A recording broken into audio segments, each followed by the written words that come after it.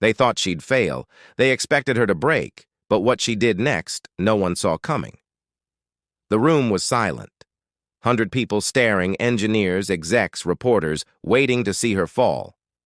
Harold Baxter, the CEO, stepped forward, circling her slowly.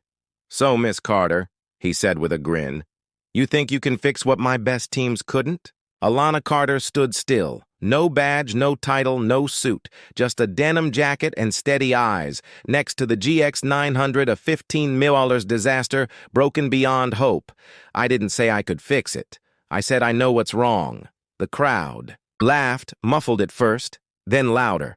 Phones already recording, Baxter smiled wider. This was his show, his trap, his lesson to the world. "You've got 30 minutes, he said. "If you fail, and you will, let this be a warning to others." Cliffhanger number 1. But Alana wasn't rattled, not even close, because she wasn't here to win their respect. She was here for something bigger. Dr. Felix Grant, head of engineering, frowned. "This is absurd," he whispered. "She shouldn't be here." "Let her try," Baxter replied. "It'll be fun." Alana turned to the engine, calm, focused. Her fingers traced the panel, her mind already racing. She'd seen this flaw before. She knew it, too. Well, she knew who caused it and why. "Interesting," she said, touching the injector system gently. "Modified fuel flow, risky, but clever." Grant looked stunned. It took his team weeks to notice that. She saw it in seconds. 28 minutes. Baxter mocked, arms folded, eyes sharp, waiting for her to crash, but something changed. Her posture, her energy, her silence became louder. She pulled out her phone, typed just 3 words. "It's time, Darius." 500. Miles away, in a Pentagon lab, Darius Reed smiled. Finally, he opened a file. Operation Vanguard. Back in the auditorium, Alana looked up, straight at Baxter. "Before I start," she said calmly, "I need to ask something. How did you get the original blueprints for this engine? The air shifted, the silence cracked, CTA emozionale. Have you ever seen anything like this? Tell us in the comments, and where you're watching from, and hey, if this story moved you, tap like, hit subscribe, and stay with us. This isn't over." For a split second, his smirk cracked, his mask of control slipped. How did she know? "About the original schematics," his voice trembled. "That information is not relevant to the test." But Alana was already moving, back to the engine, focused, calm, her hands gliding over the metal like she knew every bolt. Because she did, Dr. Grant leaned toward his assistant. "How does she know exactly where to look? It's like she's seen this machine before." Cliffhanger. What no one in that room knew was that Alana Carter had planned this moment for 3 years. Every detail, every step. And the GX 900 wasn't just broken. It was the weapon in the most calculated revenge the aerospace world had ever seen. 25 minutes left. Baxter straightened his tie, walked to the cameras, grinning like a game show host. "Gentlemen of the press," he said, "I hope you're recording this masterpiece. Let this footage be a warning. This is what happens when dreams meet reality." But behind him, Alana kept working. No words, just quiet precision. Her fingers moved fast.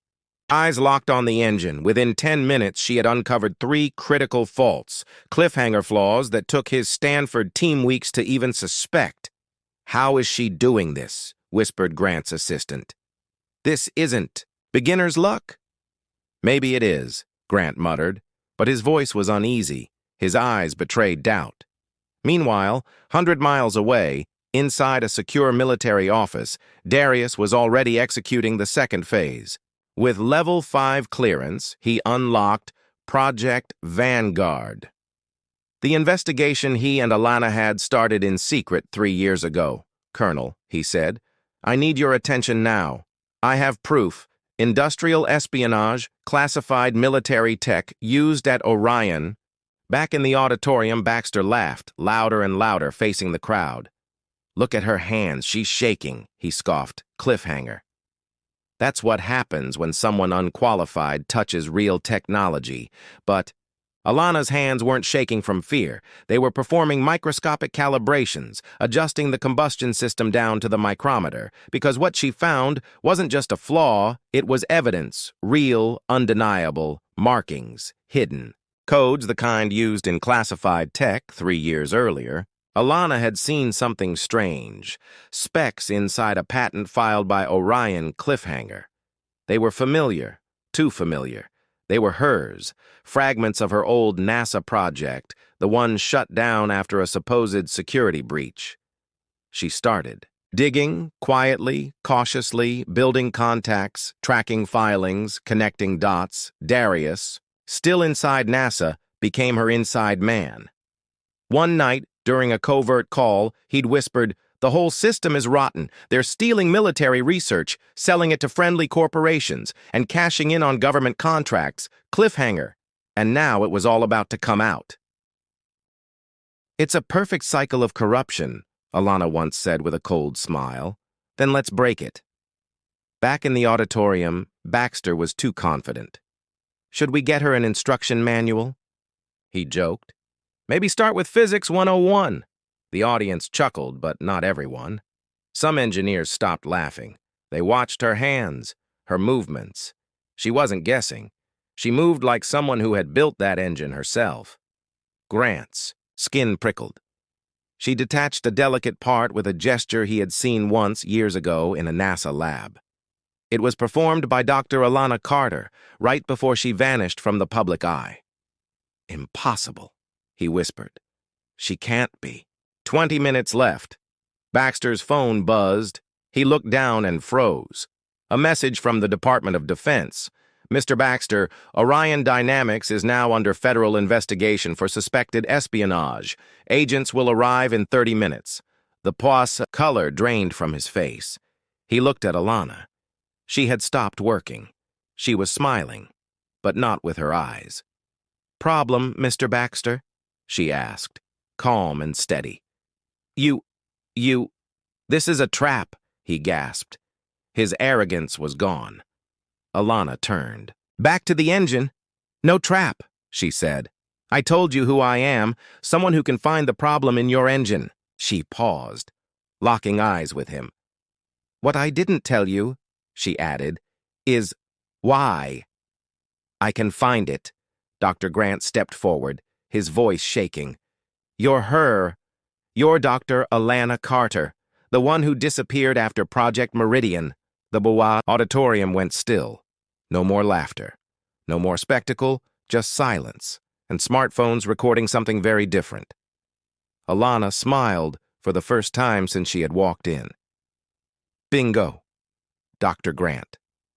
And this engine you cannot fix is built on my stolen research, taken from Project Meridian, sold to Orion after they forced me out of NASA." Baxter staggered back, as if struck.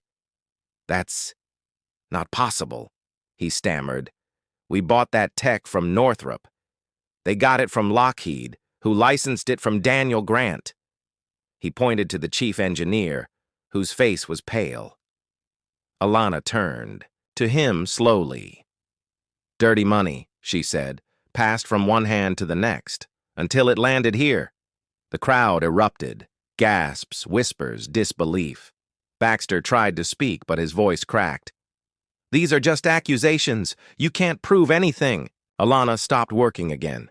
She looked around, no longer a stranger, but the woman who once revolutionized aerospace propulsion. The one they erased, the one they silenced, the one they betrayed. "Mr. Baxter," Alana's voice cut through the tension. "These past 30 minutes, I didn't just fix your engine. I documented every part, every illegal tweak, every trace that proves this tech was stolen." She raised her phone, calm and steady, and all of it was streamed live to the FBI.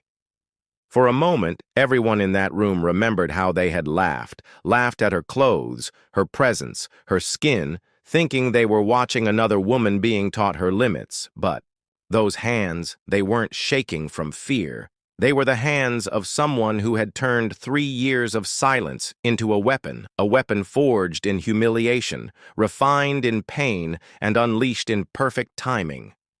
Minutes. Left. Baxter stepped forward, desperate now. "These are lies," he shouted. "You can't just believe her without real evidence." Alana stopped working, eyes locked on him. "Evidence," she repeated. She tapped. Her screen. "Darius, start the broadcast." In an instant, every screen in the auditorium lit up. Emails, bank logs, private contracts. 3 years of investigation, now live. A $50 million transfer from Northrop to Daniel Grant, Dr. Grant's cousin. Darius's voice echoed through the speakers. Date, March 15th. 2020. 3 days after Dr. Alana Carter was forced out of NASA? Dr. Grant gasped, staggering back. "No, not my cousin. I didn't know anything." "Of course not," Alana replied, her voice sharp as steel. "Just a coincidence. That you were the one adapting my stolen tech here. More files appeared, WhatsApp messages, voice memos, offshore transfers, a web of theft and betrayal built on her stolen work. Baxter was now visibly sweating. This broadcast, it's illegal. You don't have the right." "Actually, we do," Alana said with a cold smile. "Federal warrant issued 2 hours ago. The FBI is already collecting your files." As if on cue, the doors opened, federal agents walked in, black suits, silver badges, unreadable faces. The crowd backed away as they moved directly toward Baxter. "Harold Baxter," said Special Agent Carter. "You're under arrest for espionage, money laundering, and conspiracy to defraud the government." Baxter backed up until his back hit the wall. "I'm the CEO of Orion. Dynamics. You can't just—" "We can," Agent Carter replied. "And we are." He snapped open the handcuffs. "Your accounts are frozen, your assets seized, your company is now under federal receivership." Dr. Grant tried to slip away toward a side door, but another agent blocked him. "Dr. Felix Grant, we have some questions for you as well. Would you have believed her at the beginning? Or would you have laughed like they did? Tell us in the comments and let us know where you're watching from. If you stand for truth, if you believe in justice. Hit like, subscribe, and share this story because this isn't just about one woman. It's about all the voices we tried to silence." "I didn't know," Dr. Grant cried, his polished tone gone. "My cousin never told me I didn't know where the tech came from." Alana stepped closer, voice low, sharp as a blade. "Stephen, you attended 14 meetings over 2 years. Each one discussing exactly how to adapt the Meridian engine. I have recordings, all of them." Grant's face collapsed, panic replacing pride. How did you... "You couldn't have access to my systems. I built the firewalls myself." Alana didn't smile, but her eyes burned with truth. "Every engine based on my design includes a hidden transponder. Every test, every conversation, every change you made, all of it was recorded, all of it sent to secure servers." Baxter, still in cuffs, stared at her with hatred and something else, fear. "You set us up. This was all a trap." "No, Richard," Alana said, her voice like ice. "You set yourself up when you decided to humiliate me on camera." She pointed to the screens, still streaming. "I came here to recover what was stolen. Quietly. But you gave me something better. A global audience. To show exactly what kind of man you are." The displays changed again, clips of Baxter laughing during interviews, mocking women, telling racist jokes, firing black employees. 3 years of evidence compressed into one merciless reel. "This is going live," Darius announced over the loudspeakers. CNN, BBC, every major outlet. The Orion scandal is trending worldwide. Baxter made one last desperate plea. "Alana, we can fix this. Any position, any salary, just name it." Alana didn't answer. She made the final adjustment. And the GX900 roared to life. The sound filled the auditorium, a sound she hadn't heard in 3 years. Her revenge was complete, but her words were what truly destroyed them. 3 years ago, you and Men like you convinced me I was nothing, that my research didn't matter, that I should disappear quietly." She paused, and let them feel the weight of what came next. "Today, with the world watching, you've lost more than your freedom. You've lost the one thing you truly valued, the respect of an industry you thought you controlled." As agents escorted them out, disgraced, ruined, finished, reporters swarmed Alana, shouting questions, cameras flashing. But she simply adjusted the tool in her hand and walked toward the exit. Dr. Alana Rodriguez, the only Latina executive in the company, rushed to her, eyes wet, voice trembling. "Dr. Carter, thank you for proving we weren't imagining it. We weren't overreacting." Alana nodded, understanding everything without a word. "Elena, you were never alone. And now, maybe this place can finally become what it should have been all along." For a moment, as she stood in the ashes of Baxter's empire, a question lingered in the air. Could 3 years of silence, 3 years of careful planning, not only destroy the corrupt, but rebuild an industry that silenced voices like hers for decades? Would you have believed her, or dismissed her like the others? Drop your thoughts in the comments and tell us where you're watching from. If you felt the power of this story, like, share, and hit that subscribe, because some truths can't be erased. 6 months later, the front page of the Wall Street Report said it all. Orion Dynamics, under new leadership, breaks records in innovation and diversity. The photo showed Dr. Alana Carter, now Chief Science Officer, standing beside Dr. Alana Rodriguez, the new CEO. Together, they opened the most advanced aerospace lab in the country. Baxter, meanwhile, was serving an 8-year sentence. His bank accounts frozen, his empire dismantled, his ego crushed. He now shared a concrete cell with other white-collar criminals. The man who ruled boardrooms now begged for phone time. Dr. Grant lost everything: his license, his job, his name. No aerospace company would touch him. He now sold insurance. In a quiet town that didn't ask questions, the irony, Darius said in a CNN interview, is they tried to erase the most brilliant woman in aerospace, and they handed her the keys to the future instead. At Orion, change was visible everywhere.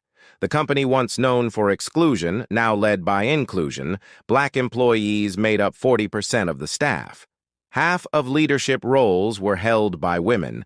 The new scholarship program, founded by Alana, had already supported 200 students from underserved communities. She didn't just fix the company, Alana said during a press briefing. She redefined what excellence in engineering means. "Our designs are 60% more efficient.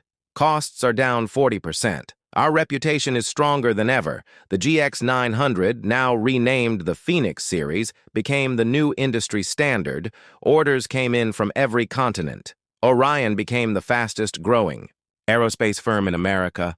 Alana kept a quiet routine. She arrived early, worked side by side with her diverse team, and every day she set aside an hour to mentor young scientists. No framed diplomas on her wall, no trophies, no need. "Excellence," she often said, "doesn't hang on paper.